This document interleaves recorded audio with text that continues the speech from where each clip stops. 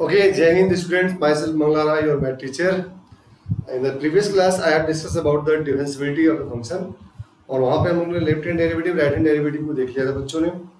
ठीक है, मतलब कॉन्टिन्यूटी को भी डिस्कस किया समर वेकेशन से पहले, then after in the first class. उसके बाद हम लोग डिफरेंशियबिलिटी डिस्कस किए और आपने देखा कि left hand derivative right hand derivative कैसे निकालते हैं. अब डिफरेंशियबिलिटी के बाद हम लोग डिफरेंशिएशन को करने जा रहे हैं, जहाँ पे ढेर सारे फार्मूले हैं. And you all already study about all this formula in the class 11th, and this formula you also use in the physics में तो अपने सारे फार्मूले पढ़ ही लेते हैं. ठीक है, तो बट इन द मैथमेटिक्स अब समझ लो कि आज जो हम लोग डिफरेंशिएशन शुरू करने वाले हैं काफ़ी इंपॉर्टेंट टॉपिक है और इसका यूज आगे चल के है ना. जब हमको डिफरेंशिएशन आ जाएगा तो उसके बाद मेरा नेक्स्ट चैप्टर है एप्लीकेशन ऑफ डेरिवेटिव, एओडी है ना, एप्लीकेशन ऑफ डेरिवेटिव. और तभी आएगा जब आपको डिफरेंशिएशन करना आएगा, कॉन्सेप्ट के साथ आएगा. Okay fine. इसके बाद हम सेकेंड बुक में आएंगे, वहाँ पे इंटीग्रल है. इंटीग्रल का भी कॉन्सेप्ट हमारे माइंड में तभी बेहतर सेट होता है जब हमको डिफरेंशिएशन करने आता है. ठीक है, डिफरेंशिएशन वहाँ पे भी यूज होगा. एंड आफ्टर इंटीग्रल आपको पढ़ना है एप्लीकेशन ऑफ इंटीग्रल. तो कॉमन सी बात है, डेरिवेटिव आएगा तो इंटीग्रल आएगा, इंटीग्रल आएगा तो एप्लीकेशन ऑफ इंटीग्रल आएगा, एपीआई. Got it. और बाद में बच्चों इसके बाद जो कैलकुलस का आखिरी टॉपिक होता है in your syllabus, that was differential equation. वहाँ पे तुम्हें डेरिवेटिव और इंटीग्रल दोनों मिला के पढ़ने हैं. तो आप समझ लो कि ये डिफरेंशिएशन कितना इंपॉर्टेंट है आपको. हालांकि in the class of 11th more than maximum student learn how to differentiate the function in the class 12th, but I am going to start from the basic, ताकि जिन बच्चों को दिक्कत हुई थी क्लास 11th में या जो भूल गए, जिनको नहीं आ रहा है, तो थोड़ा सा मैं उस चीज़ को फोकस करते हुए फिर आपके सिलेबस को कंटिन्यू करूंगा. Okay fine. तो ठीक है, लेट अस से start. Okay fine. Say is y equal to f of x. Okay, आपके पास y इक्वल टू fx है. और जैसे I know I am starting from here, we know how to add, we know how to multiply, we know how to minus and we know how to divide, है ना. Addition करना भी हमको आता है, मल्टीप्लाई करना भी आता है, सब्ट्रैक्शन करना आता है, डिवीजन करना आता है. ये सब क्या है, ऑपरेटर है ना. यदि हम यहाँ पे 2+3 लगा दें तो ऑटोमेटिक आपको समझ में आ रहा है कि 2+3 विल बी 5, क्योंकि एडिशन अपना काम कर रहा है, ये ऑपरेट हो रहा है. तो जस्ट ठीक उसी तरह से आप ऐसे मान लो कि आपके पास एक नया ऑपरेटर आने वाला है, that is DDX. Okay, class 11th में मैंने आपको बताया भी था कि DDX just behave as a operator. ठीक है, और इसकी आई मीन प्रॉपर्टीज क्या है कि DDX के पहले fx है, नो रिजल्ट, कोई रिजल्ट नहीं है. ओके, fx इंटू DDX काम की चीज नहीं है, कोई मतलब नहीं है. DDX न्यूट्रल रहेगा, कुछ भी नहीं कर पाएगा. But if you have DDX of fx, ये रिजल्ट देगा आपको, है ना. It gives result. Okay, are you getting. यहाँ से रिजल्ट आपको मिलने वाला है. ठीक है, बट ये जो रिजल्ट मिलने वाला है किस पे डिपेंड करेगा, फंक्शन पे, कि किस टाइप का फंक्शन आप स्टडी करने वाले हो, है ना. जैसा फंक्शन होगा वैसा डिफरेंशिएशन होगा. ठीक है, तो फंक्शन को देखते हुए हमारे पास बहुत सारे फार्मूले भी आए थे. अच्छा, एक और बात मैं बता दूं आपको, y इक्वल टू fx में यहाँ पे x हमारा फ्री है, इस एक किसी पे भी डिपेंड नहीं करता, एंड y हमारा x पे डिपेंड करता है ना. तो हम इसे क्या बोलते हैं, ddx of y, derivative of y with respect to x, that is dy dx. अच्छा, इसका अलग अलग नोटेशन भी है और सबसे पॉपुलर नोटेशन हमारा ये है, dy dx भी लिखते हैं, f डैश x भी लिखते हैं, ddx ऑफ fx भी लिखते हैं, y डैश लिखते हैं, y1 लिखते हैं एंड d ऑफ y लिखते हैं. बच्चों ये सारा क्या है, आपका ये नोटेशन है और इनसे हमारा सेम मतलब निकलता है. dy dx वही है, f डैश x भी वही है, ddx ऑफ fx भी वही है, y डैश भी वही है, y1 भी वही है एंड dy भी वही है. तो यदि इन फ्रंट आपके पास कोई कभी dy आ गया तो ये मत सोचना कि अरे ये dy क्या है, ऐसा नहीं पढ़ा. नहीं, ये डेरिवेटिव है. y डैश क्या है, डेरिवेटिव है. y1 क्या है, डेरिवेटिव है, डेरिवेटिव ऑफ f, है ना. ठीक है, तो समझ में आई बात. ddx dy dx f dash x, ddx of fx, y dash y1 and dy. Fine. तो चलो अब फटाफट हम लोग कुछ फार्मूले डिस्कस कर लेते हैं जो कि क्लास 11th में किया था. वह सिर्फ आपके लिए एक रिवीजन है ना.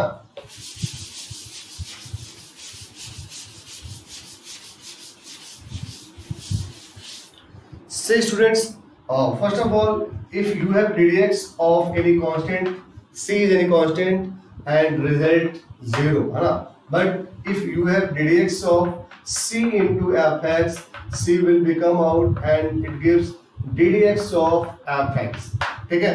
यदि प्योरली कांस्टेंट का डेरिवेटिव मिला है आपको तो उसका रिजल्ट सीधे 0 देना है, और ddx ऑफ c है इंटू fx है तो c बाहर हो जाएगा, ddx ऑफ fx होगा. अच्छा, अब फिर से मैं यहाँ पे एक बात रिपीट करूंगा, क्लास 11 पे भी मैंने रिपीट किया था इस बात को. Again I am going to repeat here कि सबसे बड़ा जो क्वेश्चन स्टार्ट होता है बच्चों के माइंड में, वो उनके अभी भी ये डिफिकल्टी होती है कि वो कांस्टेंट और वेरिएबल को समझ में भी नहीं पाते, है ना? कांस्टेंट और वेरिएबल को यहाँ पे समझ नहीं पाते. उनके दिमाग में आज भी वही है कि वेरिएबल बोले तो X Y A B C D and constant बोले तो 1 2 3 4 5. बच्चों ऐसा नहीं है ना? क्या है यहाँ पे कि कैलकुलस में तुम्हें यदि हमने रिलेशन ऐसे डिफाइन किया है y equal to F X, तो तुम्हारे पास सिर्फ दो वेरिएबल है y एंड x, जहाँ पे x फ्री है एंड y डिपेंड करता है x पे. ठीक है, इसके बाद जो भी टर्म्स मिलेंगे 1 2 3 4 5 6 a b c d alpha beta gamma, they are will be constant, है ना? सब पे सब क्या होंगे? कांस्टेंट होंगे. समझ लो, यदि मैंने आपको ऐसे लिख दिया y equal to f theta, are you getting? y equal to f theta, तो क्या समझोगे? यहाँ पे फिर से दो वेरिएबल है, y है, थीटा है, और इसके अलावा जो भी टर्म होगा सबको हम कांस्टेंट की तरह बिहेव कर मानेंगे, है ना? We assume just like as a constant. और फिर से समझ में आ गई बात. यदि हम y इक्वल टू fx की बात करें, y इक्वल टू fx की बात करें, तो इनको छोड़ने के बाद जो भी टर्म्स आएगा वो प्योरली कांस्टेंट होगा, उसका डेरिवेटिव 0 हो जाएगा. तुम्हें कैसे पहचानना है? एक्स वाई इन्वॉल्व है, यदि इन्वॉल्व है तो वेरिएबल है, अदरवाइज जो कांस्टेंट है उसका डेरिवेटिव 0 कर दो. ठीक है. Second, ddx of c into fx, c बाहर कर देंगे, ddx of fx हो जाएंगे, है ना? अब आगे चलते हैं. Next formula, ddx of x to the power n and x to the power n minus 1 n is constant. Okay बच्चों, से स्टूडेंट, इस n को हम कांस्टेंट बोलते हैं, बट आपको मेरे तरीके से सोचना है. यहाँ पे क्या सोचना है आपको कि this x to the power n, ये जो n होगा x एंड y नहीं होगा, इसके अलावा ये कुछ भी हो सकता है ना? ये n x एंड y नहीं होगा, इसके अलावा कुछ भी होगा. और यदि ये x y नहीं होगा तो रिजल्ट क्या देगा? n into X to the power n minus 1. और यदि इसके अलावा कुछ हुआ तो आपका आंसर होगा I have no any idea. हो सकता है इसको हम आगे पढ़ें. फॉर एग्जाम्पल, यदि हमने आपसे पूछा ddx of x to the power 8, तो टू द पावर 8 देख लो ये किस तरह से n की वैल्यू हो सकती है. क्यों? क्योंकि ये ना x है और ना ही y है, इट मींस ये कांस्टेंट है. अब ये आंसर देगा 8x to the power 7. But student, यदि मैंने आपको दिया ddx of x to the power c, y दे दिया, है ना? ddx of x to the power x दे दिया, तो देखो क्या आप इस फार्मूले को सेट करेंगे? आप नहीं करेंगे. क्यों नहीं करेंगे? क्योंकि ये हमारा, इसको क्या होना चाहिए था? इसको x एंड y नहीं होना चाहिए था, इसको x एंड y नहीं होना चाहिए था, बट यहाँ पे y है, यहाँ पे x है. इसका मतलब यहाँ पे x to the power n का फॉर्मेट नहीं लगेगा, ये आगे चल के सॉल्व होगा. इस फॉर्म को बोलते हैं variable to the power variable. Clear हुआ? ddx of x to the power n कितना हुआ? ddx of x to the power n and x to the power n minus 1. ये सारे फॉर्मूले क्लास 11th में आपने स्टडी किया है, कुछ भी इसमें नया मैं नहीं बता रहा हूँ, बस रिवीजन कर रहा हूँ उन बच्चों के लिए जिन बच्चों ने इसको मतलब प्रिपेयर नहीं किया होगा, रिवाइज नहीं किया होगा, भूल गए होंगे, या they have some confusion about that how we apply and how we can differentiate between variable and constant. Is it clear? Okay fine. चलो, अब हमारे पास ये क्या था समझो, x to the power n. अब इसको कैसे पढ़ोगे? Variable to the power constant कैसे पढ़ोगे? Variable to the power constant, variable में क्या हो सकता है? आइदर x और y. कांस्टेंट में क्या हो सकता है? x एंड y नहीं हो सकता, बाकी सब कुछ हो सकता है. But remember, condition is going on y equal to fx. ऐसा नहीं मैंने लिखा है y इक्वल टू fm और हम लोग बोलेंगे नहीं नहीं नहीं अब तो ये हम कांस्टेंट होगा. सर ने बोला था, नहीं, सर ने बोला y इक्वल टू fx को ऑब्जर्व करते हुए. ठीक है, फाइन. नेक्स्ट फॉर्मूला है तुम्हारे पास student, ddx of a to the power x, है ना? अब देख लो यहाँ पे a क्या है? कांस्टेंट है. सही, a क्या है? कांस्टेंट है. a to the power x, है ना? Constant to the power variable. क्या होगा यहाँ formula?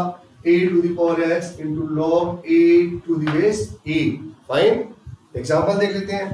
ddx of 9 to the power x, answer 9 to the power x log 9 to the base e। Clear है बच्चों? बट यहाँ पे कंडीशन है a should be greater than 0, है ना? अभी मैंने आपसे ये पूछ दिया, tell me ddx of minus a to the power x, तो आप फटाफट आंसर मत पता लगना sir minus a to the power x log minus a to the base e. आपको बोलना होगा सर ये फॉर्मूला तभी एप्लीकेबल है when a is greater than 0, when a is greater than 0। Okay बच्चों, क्लियर हुआ? ठीक है, चलो अब हमारे पास नेक्स्ट फॉर्मूला है ddx of log x to the base e, that is 1 by x, है ना? ddx of log x, that is what? 1 by x। Clear है बच्चों? इसके बाद आपके पास नेक्स्ट दो और फॉर्मूले हैं, ddx of u into v and ddx of u by v, है ना? इसे हम प्रोडक्ट रूल बोलते हैं, इसे हम क्वोशिएंट रूल बोलते हैं। समझ लो बात से, u by v and u into v and u by v क्या होता है बोलो? u को फंक्शन ऑफ x होना है, v को फंक्शन ऑफ x होना है, then u to v is equal to u v dash plus v u dash। यहाँ पे आ जाओ, v u dash minus u v dash upon v का होल स्क्वायर। ठीक है बच्चों, क्लियर है? कोई डाउट? ठीक, हमने क्या पढ़ लिया? ddx of constant 0, ddx of c into fx, ये बाहर हो जाएगा और ddx ऑफ fx आएगा, ddx of x to the power n देख लिया, ddx of a to the power x दे दिया, ddx ऑफ log x दे दिया। और अब देख लो तुम्हारे पास एक नेक्स्ट है ddx of e to the power x, इसका आंसर हमारा e to the power x है। ओके फाइन, ठीक है। चलो अब इसके बाद हम लोग आते हैं ट्रिग्नोमेट्रिक में, हाँ ट्रिग्नोमेट्रिक डिफरेंशिएशन में। I have 6 trigonometric, sine cos tan sec cot and cosec, और उसके फार्मूले भी आपको आई होप कि रिमेंबर है ना यार। ठीक है, चलो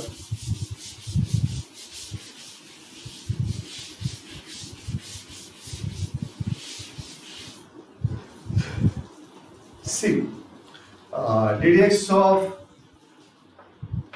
sin x cos x, ddx of cos x minus sin x, ddx of tan x sec square x, ddx of cot x minus cosec square x sin cos tan cot, ddx of sec x, that is sec x into tan x, and ddx of cosec x minus cosec x into cot x।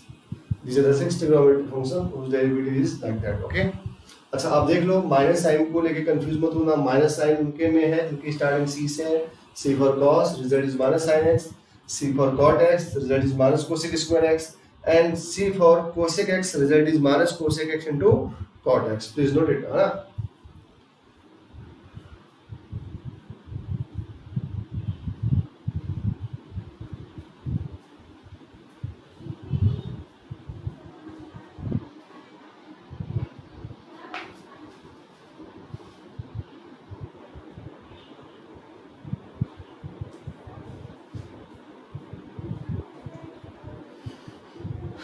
बच्चों चलो ठीक है, तो हम लोगों ने derivative के फॉर्मूले को डिस्कस कर लिया।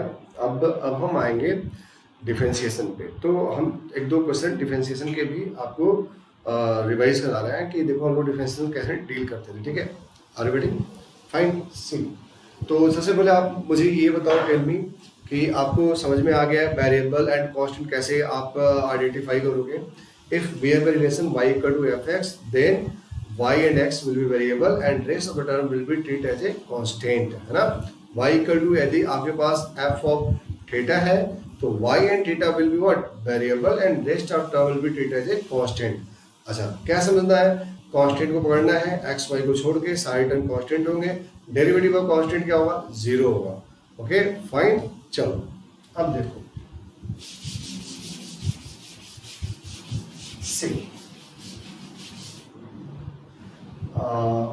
ddx of x to the power a plus a to the power x plus x to the power X to the power ले लो p plus p to the power p, ये आपका derivative है ना।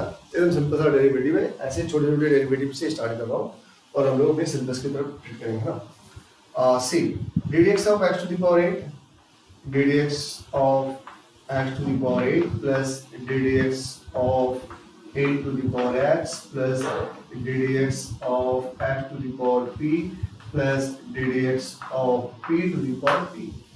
Clear है students? Now see result p to the power p क्या है? Pure constant है, 0 हो जाएगा, है ना। x to the power 8, x to the power n की तरह 8 x to the power 7, 8 to the power x, 8 to the power x, that is what ddx of a to the power x, a to the power x log a to the base 3, है ना।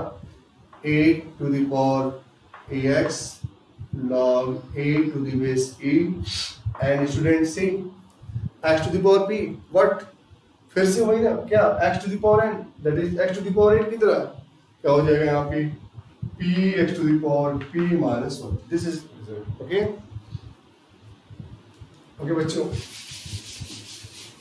next see ddx of a to the power b plus tan alpha, है ना। ddx of a to the power b plus tan alpha, चलो बताओ क्या होगा, answer tell me, ठीक है, समझ पा रहे हो। a to the power b कौन सा फॉर्मूला इस पे अप्लाई करोगे sir, a to the power b है मतलब x y के अलावा यदि कुछ टर्म आ रहा है तो वो क्या है, प्योर कांस्टेंट है, 0 हो जाएगा। Well done. tan अल्फा फिर से कांस्टेंट, 0 हो जाएगा, 0 हो गया, फाइन। चलो अब देखो see D D x of e to the power x tan beta upon x to the power 8, ठीक है, समझ में आ रहा है कौन सा फॉर्मेट लेगा, u by v का। बट यार इसमें समझो p क्या कोई कांस्टेंट टर्म है, yes tan beta is the constant, तो tan बीटा को साथ में लेके मत चलो, क्या फायदा टाइम बर्बाद करने का, और बार बार स्पेस भी लेगा ना। tan बीटा को सबसे पहले बाहर निकाल लो, tan beta and ddx of e to the power x upon x to the power 8, ठीक है स्टूडेंट्स। चलो ठीक है, now see tan beta and we apply the formula, this is u, this is v, clear है बच्चों। v x to the power 8 ddx of e to the power x minus e to the power x ddx of x to the power 8 upon x to the power 8 whole square, clear है ना, ठीक है। Tell me result, tan beta x to the power 8 e to the power x e to the power x 8 x to the power 7 upon x to the power 16. Okay student, the last line you can simplify, आप simplify भी कर सकते हो, कोई दिक्कत नहीं है यहाँ पे, ठीक है, कर सकते हो सिंप्लीफाई, ऐसे ही छोड़ दो। मैं तो बस आपको डेरिवेटिव का आइडिया दे रहा हूँ कि क्लास 11th में ऐसे डेरिवेटिव आप करके आए हैं ना, कहने का मतलब बेस आपने क्लास 11th में ही बना लिया है, you know how to differentiate simple I mean function, ठीक है। tan हो गया, sin cos हो गया, u into v हो गया, u by v हो गया, बट हमारे सिलेबस में जो स्टार्टेड डेरिवेटिव है उस डेरिवेटिव को सॉल्व करने के लिए हम लोग थोड़ा कुछ आगे रूल्स हैं उसको जानेंगे, ठीक है, और वह है डेरिवेटिव ऑफ कंपोजिट फंक्शन से स्टार्टिंग, फाइन, ठीक है। अच्छा चलो एक आध क्वेश्चन हम लोग और कर लेते हैं, ठीक है। सी ddx of e to the power p upon sin p into x to the power x m to the power c, ठीक है। ddx of e to the power p upon sin p into m to the power c कैसे solve होगा, सोच लो, यहाँ पे apply कर दें, ऊपर u नीचे v, u by v आएंगे क्वेश्चन रूल, ठीक है। ऐसा होता है बहुत सारे बच्चे क्वेश्चन टूल लगा भी देंगे, है ना, क्वेश्चन टूल लगा के पूरा डिफरेंशिएट में फार्मूला सेट करके फिर करेंगे, अरे सर तो कांस्टेंट है जीरो। अरे अब तो देख लो सब के सब क्या है, कांस्टेंट है, वेरिएबल का नाम ही नहीं है, बिना कुछ सोचे राइट है जीरो। तो मेरा कहने का मोटो सिर्फ इतना था कि यदि आप कांस्टेंट टर्म को पा लो, उसमें वेरिएबल इन्वॉल्व नहीं है, तो डोंट वेस्ट योर टाइम, है ना, U by V into V लगाने की कोई जरूरत नहीं है। बाद में जीरो करके क्या पाओगे, शुरू में जीरो रखो, because whole term is what, constant. ठीक है स्टूडेंट्स, तो ये था हमारा बेसिक रिवीजन। ये हम लोगों ने क्लास 11th में स्टडी भी किया था। और चलो अब मैं एक क्वेश्चन आपको देता हूँ, टेस्ट योर सेल्फ, और आपको 20 सेकंड का टाइम भी दूंगा। D D x of X to the power X, बस ये D D x of X to the power x.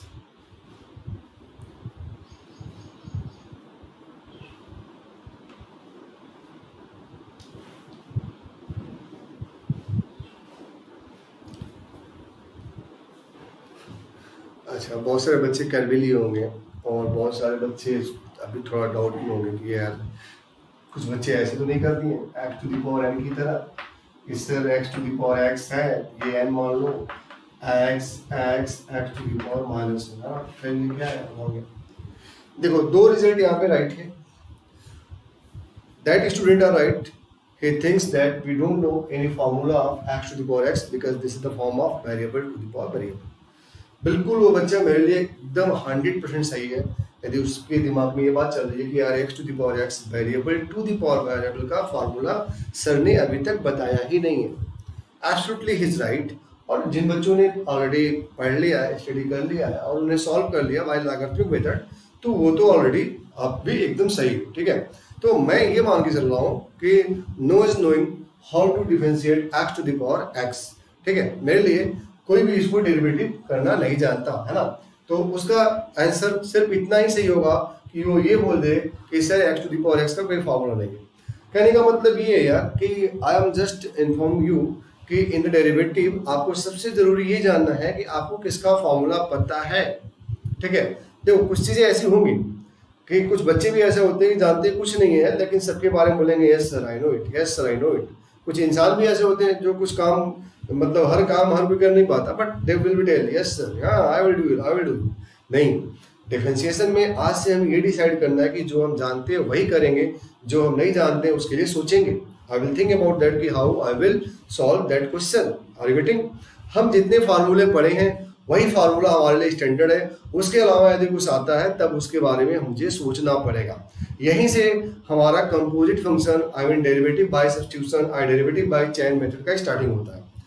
मैं आपको एग्जांपल के थ्रू बात को समझा रहा हूँ। सी, यदि मैंने आपसे पूछा ddx of e to the power x, तो your answer will be sir e to the power x, आप जानते हैं। बट यदि मैंने आपसे ये पूछ लिया ddx of e to the power 2x, तो क्वेश्चन मार्क्स आना चाहिए सर हमारे पास फॉर्मूला ओनली क्या है e to the power x के, 2 कैसे आ गया, 2 के आने से I am unable to give the answer, या ये बात होनी चाहिए।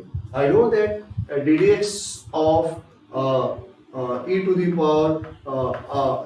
power root x, again question mark, sir we know ddx of x, है ना। अच्छा ठीक है, चलो अच्छा एक चीज मैं आपसे पूछ लूं, देखता हूँ कितने बच्चों को तैयार है। ddx of root x, anyone? ddx of root x कितना होता है? हाँ, 1/2 root x, correct, 1/2 root x। ठीक है, ddx of root x 1/2 root x होता है। अब यदि मैंने आपसे ये पूछ लिया बच्चों ddx of 7x square plus 8, 7x square plus 8, क्या बोलोगे? नहीं पता sir, only ddx of root x जानते हैं। ठीक है, क्या जानते हैं? Only ddx of root x।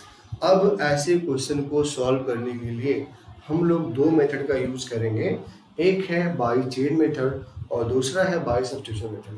बच्चों बाई चेन मेथड पे ज़्यादा से ज़्यादा प्रैक्टिस करनी है, क्योंकि डेरिवेटिव में हमको बहुत बड़े बड़े डेरिवेटिव मिलेंगे। यदि हम सब्स्टिट्यूशन से सॉल्व करेंगे तो इट विल टेक टाइम, बहुत समय लेगा। ठीक है, हाँ, लेकिन जानना होता है कि बाई सब्स्टिट्यूशन हम क्वेश्चन को कैसे डील कर सकते हैं।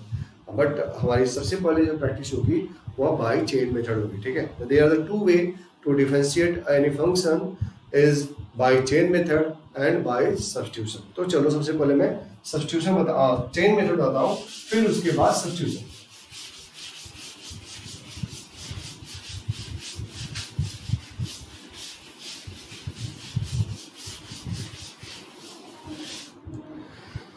ओके स्टूडेंट, से मैं स्टार्टिंग यहाँ से कर ले रहा हूँ। We know that ddx of root X equal to 1/2 root X, ठीक है। इस रूट के अंदर सिर्फ और सिर्फ x आएगा तो वो फॉर्मूले में सेट कर जाएगा, बट x के अलावा आएगा तो उसे हम बाई चेन मेथड करेंगे। अच्छा, by chain method and by substitution दोनों सेम चीज़ है। चेन मेथड में क्या होता है, हम सारे स्टेप को मन में ही मान लेते हैं, और बाई सब्स्टिट्यूशन में क्या होता है कि स्टेप टू स्टेप हम उस चीज़ को लिखते हैं। सी अब हमारे पास एग्जांपल है ddx of under root ax square plus b, ठीक है students, ddx of under root ax square b। तो देखो, अब बाई चेन में क्या करना होता है कि हमें सिर्फ इतना करना होता है कि यहाँ पे क्या होना चाहिए, है ना। अंडर रूट x जानते हैं, बट है क्या ax स्क्वायर b, तो मन में इसे हम लोग एज्यूम कर लेंगे दिस इज x, है ना। We have to assume this is x, assume x करना है, बट लिखना तुम्हें क्या है ax स्क्वायर प्लस b, है ना। क्या हो जाएगा, दिस इज रूट x बोले तो 1/2 रूट x, है ना, बोलेंगे वही, बट लिखेंगे ax square plus b into ddx of under root ddx of ax square plus b। Are getting? हम जिस चीज को ट्रीट करेंगे अगेन उसको डिफरेंशिएट करेंगे। अब now see ax square plus b एक कांस्टेंट में बाहर हो जाएगा, और x स्क्वायर का फॉर्मूला जानते ही हम लोग, क्या x to the power n तो कुछ भी हो सकता है, b द कांस्टेंट 0 हो गया, ठीक है। चलो क्या हो जाएगा बोलो, 1/2 times under root ax square plus b and a into 2x plus b, ठीक है। क्लियर है, समझ पा रहे हो? नेक्स्ट क्वेश्चन देखो, ddx of e to the power under root 10x, ठीक है बच्चा बड़ी। हम क्या जानते हैं, we know that ddx of e to the power x that is e to the power x। तो समझ लो कि रूट 10x को क्या होना चाहिए, रूट 10x को x होना चाहिए। तो मन में हम लोग एज्यूम कर लेंगे, है ना, क्या दिस इज व्हाट x, तो क्या हो जाएगा बोलो, e to the power x का e to the power x that is under root 10x into ddx of under root 10x। Clear हुआ?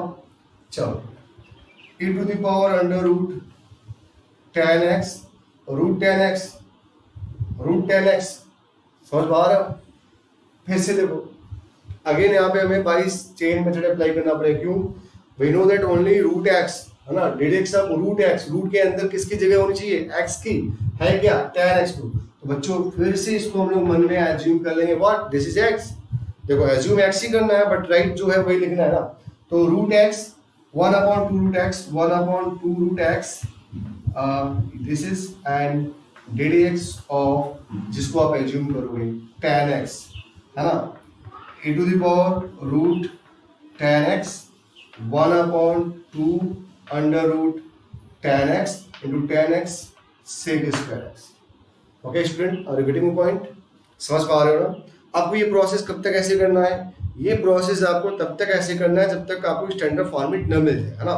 फिर से देखो यहाँ पे we know form is e to the power x, but this is not x, root 10x। तो ये पूरा का पूरा हमारा x होना चाहिए, ठीक है।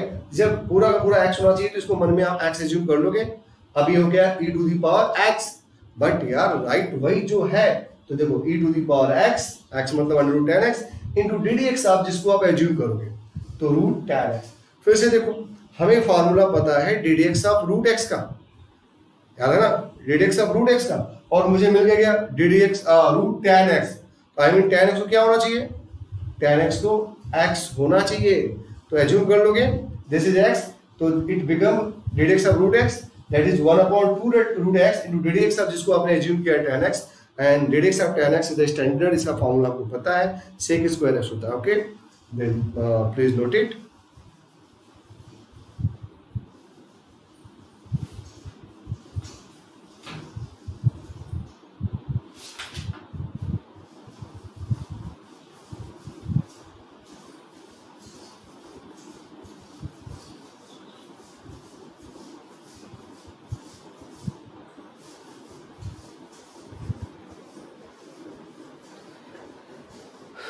ओके बच्चों, समझ में आ गया.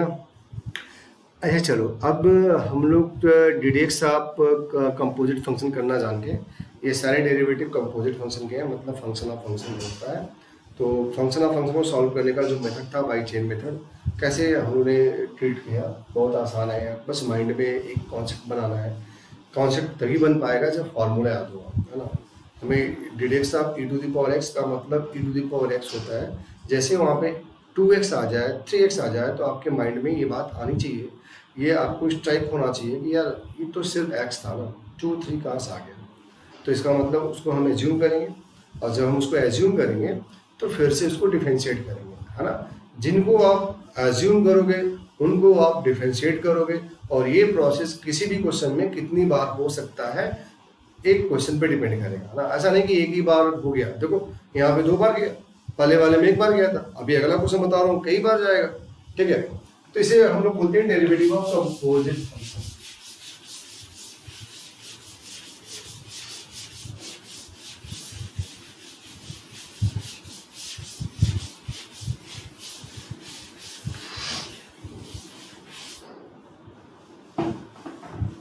C D D x of sine of cos under root ax square plus b.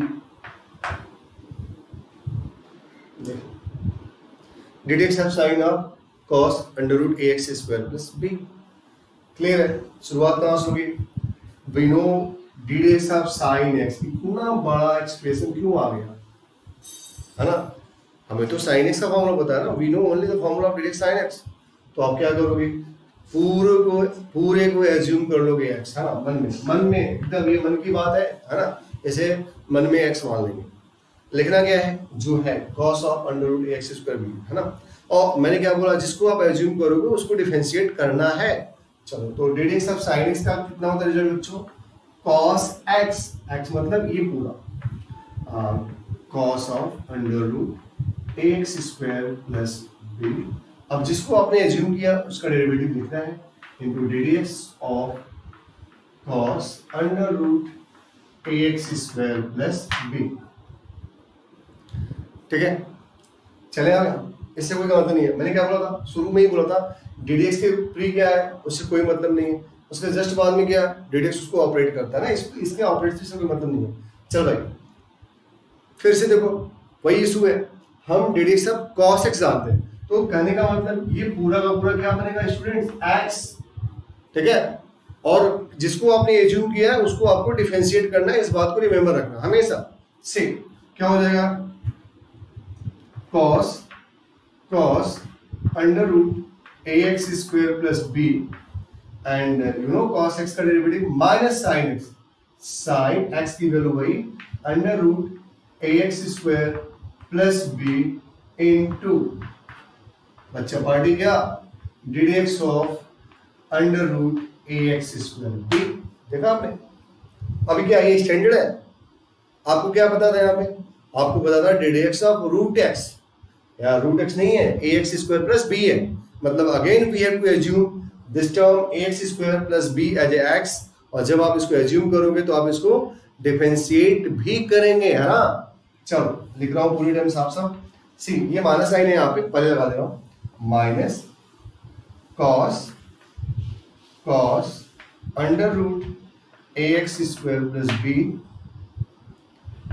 Sine under root ax square plus b, and student root x 1/2 root x ax square plus b into d D x करना, फिर से नहीं भूलेंगे ax square plus b. ठीक है। अब अगले step में क्या हो जाएगा, ए तो कांस्टेंट है, बाहर हो जाएगा, x square 2x plus B हो गया। क्लियर हुआ? देखो कितनी बार स्टेप ये बढ़ी। अच्छा ये तो हमारा अभी शुरुआत है, हम लोग बेसिक प्रैक्टिस पे हैं, इसलिए इन सारी स्टेप को आपको मैं लिख लिख के दिखा रहा हूँ, बट यू आर फ्री, आप चाहें तो इसको एक लाइन में पूरा डिफरेंशिएशन यू कैन राइट, क्योंकि हम लोग इसका एप्लीकेशन करेंगे, हमारे पास बड़े बड़े क्वेश्चन मिलेंगे जहाँ पे इन चीज़ों को हम हर लाइन में करके नहीं दिखा पाएंगे। ठीक है, क्योंकि तब तो हमारा मेन टारगेट होगा उसके पास पूछने में बहुत टाइम लग जाएगा, और हम इन छोटी छोटी बातों की समझें। आप समझ पा रहे हो? जैसे आपको 9th 10th या 6th या 8th की मैथमेटिक्स पढ़ने से पहले table, counting, addition, subtraction, multiplication, LCM, HCF सब सिखाया गया था, और आप अब उसको आके आपने यूज करना किया, और जहां जहां मिला उसको यूज कर रहे हो। अब मैं आपको यहाँ पे डेरिवेटिव सिखा रहा हूँ, ठीक है, और इन डेरिवेटिव का यूज आप क्वेश्चंस में करेंगे। ठीक है, अब ये समझो यार, इसमें आपको यहाँ बता दूं कि डिफरेंशिएशन की लिमिट बहुत ज़्यादा है ना, there are lot of the questions. यदि हम क्वेश्चन पकड़ के सॉल्व करना शुरू करेंगे ना, तो पूरा टाइम बीत जाएगा और हम शायद पूरे क्वेश्चन को सॉल्व कर पाए। तो फिर क्या करेंगे, हम सीखेंगे हाउ टू डिफरेंशिएट। ठीक है, ऐसा नहीं है कि मैं बुक का क्वेश्चन लूँ और उसको उतार दूँ, आप छाप लो, it's complete, my duty is over and now this is your responsibility. नहीं, इसलिए मैं आपको क्या कर रहा हूँ, मैं आपको डिफरेंशिएशन सिखा रहा हूँ, और आप भी सीखिए।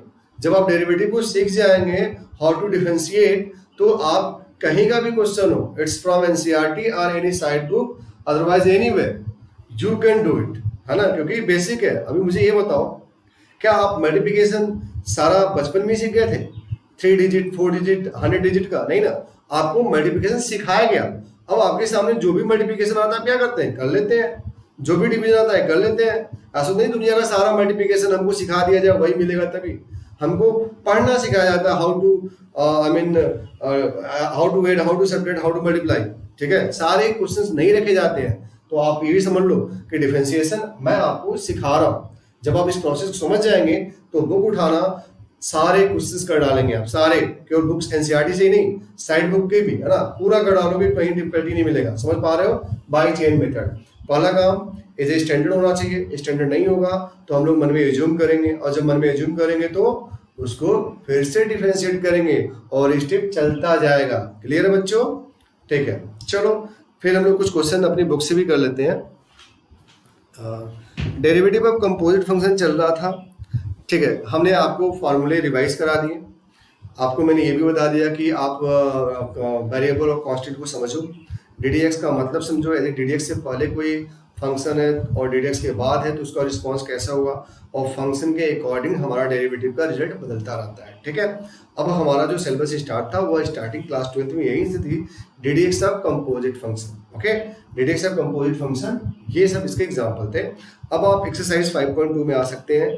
Student, there are 10 questions, question number 9 and 10 it was related to differentiability, जो कि हम लोगों ने इससे पहले वाले लेक्चर में कर लिया था, तो अब उसको करने की कोई जरूरत नहीं है। 9 and 10 is completed and now we are going to solve from question number 1 to 8। मैंने आपसे क्या बोला कि यदि मैंने आपको डिफरेंशिएशन सिखा दिया तो आप 1 to 8 की बात नहीं है, 1 to 100 या 1 to इनफाइनाइट, इस बेस पे जितने भी क्वेश्चन मिलेंगे यू कैन डू इट। फिर भी हम लोग कुछ क्वेश्चन को स्टार्ट करते हैं और सॉल्व करके दिखाते हैं आपको ना। स्टूडेंट्स चलो क्वेश्चन नंबर फर्स्ट ही लेते हैं।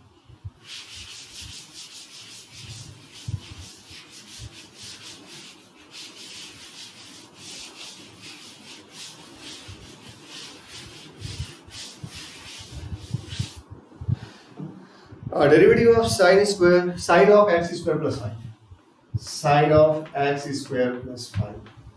चलो इसका डेरिवेटिव, चलो जब ये क्वेश्चन आ गया तो इससे जुड़े हुए मैं कुछ क्वेश्चन और आपको रिवाइज करूंगा, थोड़ा कॉन्सेप्ट और बेहतर दे रहा हूँ। अभी देखो, d D x of sine x क्या होता है बच्चा party? Yes sir, cos x, absolutely you are right.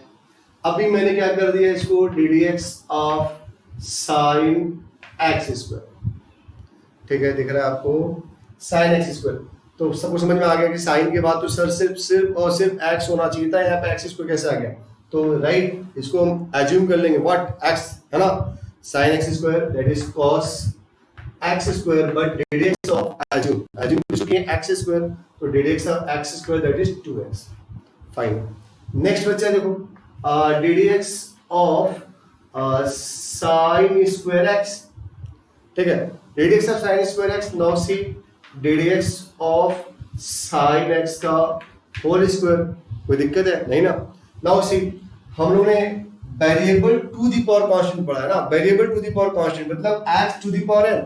तो अब समझ में आ रही बात, सर जी यहाँ पे तो x चाहिए अपने को, वी वांट x हियर, तो ठीक है एज्यूम कर लिया मन में x है ना, x स्क्वायर हो गया, बोलो x स्क्वायर का 2x sin x, बट मैंने क्या बोला बच्चा, जिसको आप एज्यूम करोगे you have to differentiate that term, that is radius of sin x, it will be what, cos x, in the next line 2 sin x into cos x, है ना, 2 sin x into cos x।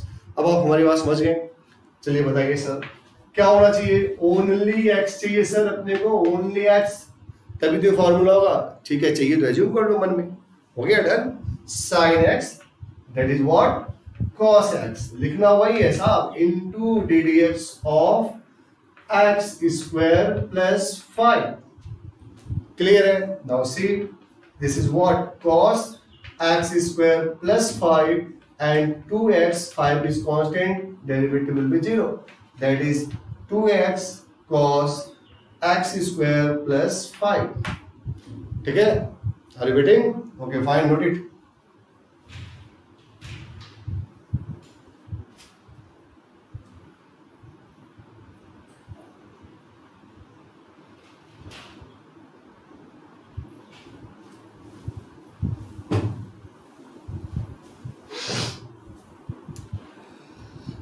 हो गया बच्चों, ठीक है fine. ये question number हमारा 1 था। देखो फिर से मैं अगेन वही बात रिपीट कर रहा हूँ कि यहाँ पे क्वेश्चन नंबर से कोई मतलब नहीं है, आपको डिफरेंशियल सीखना है, ठीक है, और सीखने के लिए मैंने जितने भी एग्जांपल आपको दिया दैट वाज इनफ, आप बस उस कॉन्सेप्ट को पकड़ो कैसे करना है ना, हम सिर्फ क्वेश्चन उठाएं और सॉल्व कर दें, इससे डेरिवेटिव में काम होने वाला नहीं है। अच्छा फिर भी एक और क्वेश्चन हम लोग लेते हैं यार, ये क्वेश्चन नंबर 4, ठीक है, क्वेश्चन नंबर 4 हम लोग सॉल्व कर रहे हैं, ठीक है, question number 4।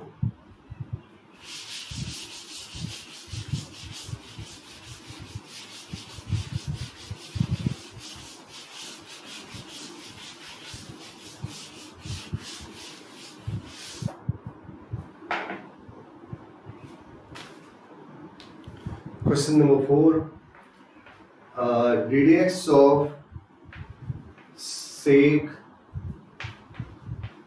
tan root x,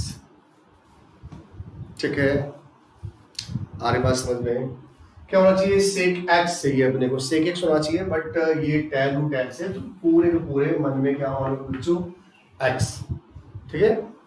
चलो रेडियस ऑफ sec x कितना होता है, sec x का फॉर्मूला होता है sec x into tan x, sec x बोलो क्या ये, हाँ tan root x sec x tan x, tan into tan root x हो गया, इनटू क्या लिखोगे बच्चों बताओ, जिसको आप एज्यूम कियो derivative of that term, ddx of tan root x, है ना, sec x का फॉर्मूला होता है sec x into tan x into ddx of, जिसको आप एज्यूम करोगे tan रूट x।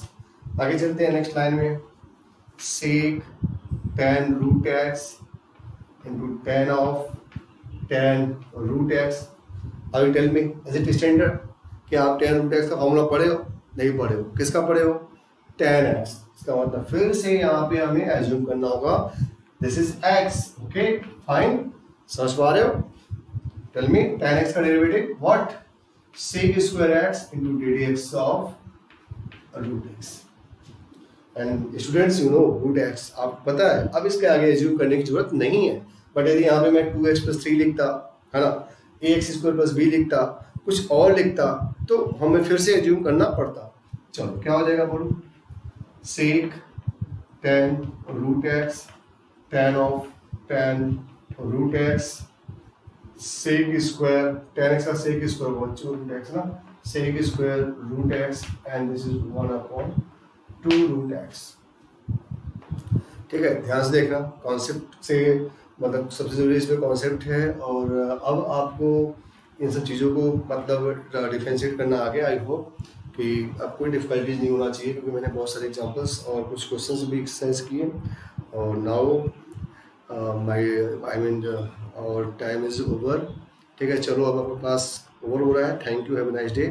एंड बच्चों, stay at home, be safe. ठीक है, थैंक यू, टेक केयर।